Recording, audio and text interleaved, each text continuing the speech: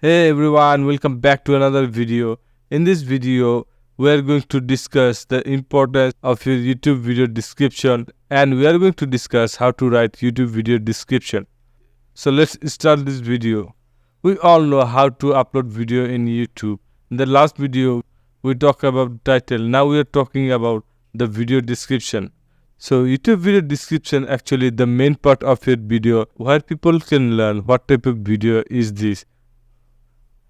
You can write description and use maximum of 5,000 words in your video description. You can tell your viewers what type of video is that. You can type it. So I already copy my video description and I'm going to paste this.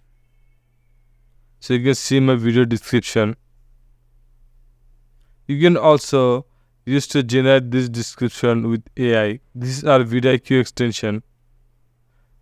But there is one more thing is important to add your video description, that is your video title. If I add this will help you to our YouTube SEO.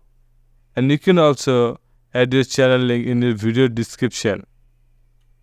So in this way, you can easily add your YouTube video description. So guys, I hope you enjoyed this video. In the next video, we are going to discuss how you can add thumbnail in your video.